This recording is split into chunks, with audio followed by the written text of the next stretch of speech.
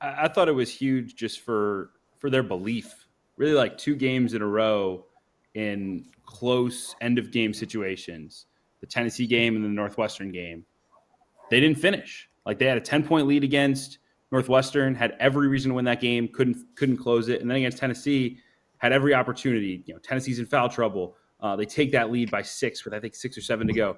Just couldn't quite get over the finish line, right? So if you give away another one in a rivalry game, a game you led almost the whole way, I think then that doubt starts to creep in. Like, can we close games? Can we be the team we thought we would be? And so to win this is huge. It gives you momentum into Christmas, gives them another good win on their non-conference resume. They beat Arkansas already, already have the Wisconsin win in league play. I've been a huge believer in this Illinois team from the jump. They are still not a finished product by any means, but to see them win a game like this where they dealt with some adversity late and found a way to win it was huge. To see Kasparas Jakucionis, after he struggled down the stretch against Tennessee, step up and really finish at a high level and make some big plays down the stretch, hit that 3, and then the fadeaway to go take back the lead. All those were huge, and a credit to Brad Underwood. They needed this game and got it. Goodman, give me your thoughts.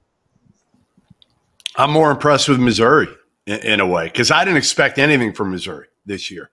I mean, they put up the goose egg last year in the league, and they revamped this team. And I'm looking at it, I'm like, I don't know. Tamar Bates was an okay player at Indiana.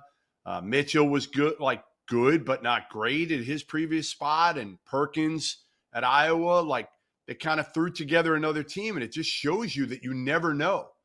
They come out of the gates, like you said, they lost to Memphis. Then they get the big win against Kansas, and you wonder, was that a little bit fluky? And to be able to play with Illinois the whole way for the most part, I actually was really impressed with Missouri and kind of interested to see now what they can do and if they can be an actual NCAA tournament team now.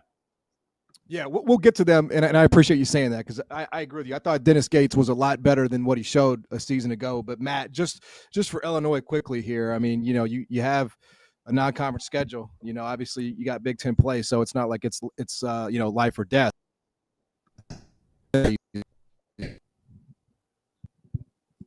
Yeah, look, I mean, they handle their business. This is the game before Christmas. This is the game before you go on break, which is one of the more challenging games to play. And if I was still coaching, I would want to play against someone that's a level of an opponent like Missouri because you're going to have your players' attention.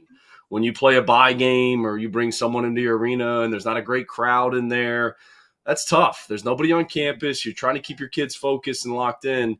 But Illinois got out of here with a win. Outside of the turnovers, the game really shouldn't have been that close. I mean, when you look at the numbers based on it, Missouri got to the free throw line 37 times, Illinois only 23.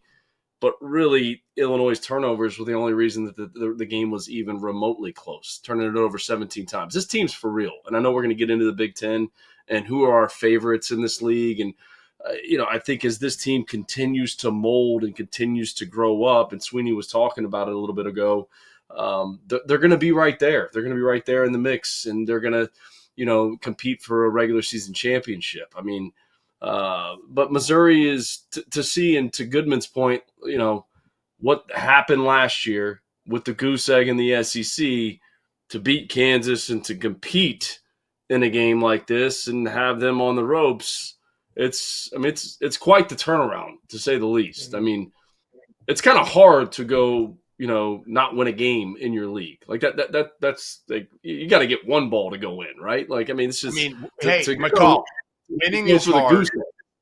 Winning is hard, and losing every game is hard. You know what else is hard, Jeff? With Stackhouse. Stackhouse was in that league.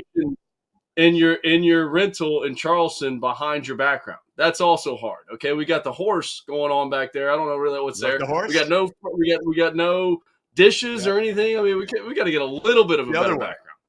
It's the other one. Okay. Does the horse have a name, by the way? Is the horse? What's the? Yeah, it's a jackass named John Martin.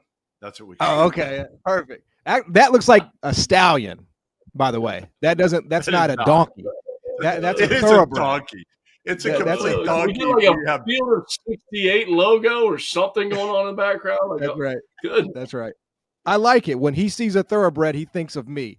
I think that describes it perfectly. Kevin, in terms of a ceiling, before we get to this Missouri team and the Dennis Gates conversation that I want to revisit with Goodman, what's a good sort of ceiling for them? For Mizzou? No, for Illinois. Oh, for Illinois. Look, I think Illinois' ceiling is that they win the Big Ten. Like, I really believe that they're that level of team. Like, I think when Kasparas is playing at the level he can, when you have Ivicic stretching the floor, Will Riley who can go create offense, Boswell defending, like, they have a nucleus that I think is the most talented in the league. I just think it's a matter for them of the consistency, right? You know, you've already given away a game in league play you probably should have had at Northwestern. That's no knock on Northwestern. Northwestern's a good team. I think Northwestern's a tournament team. But if you're going to win a league championship, right, like the teams that do that find ways to win 50-50 games on the road. And so far, Illinois hasn't. Now, again, will they down the stretch as they get older, as guys like KJ get more experience? Yeah, like they might. And that's to me what's so exciting about this group is I still don't think they're a finished product. But I've actually thought they've been better defensively than I thought they'd be. They're now 11th on KenPom defensively, which is really impressive. I mean, Brad Underwood saying they couldn't guard a high school team like a month and a half ago. So for them to be there now is a great step. And offensively, like, I'm pretty sure they're going to figure it out. They have super talented personnel.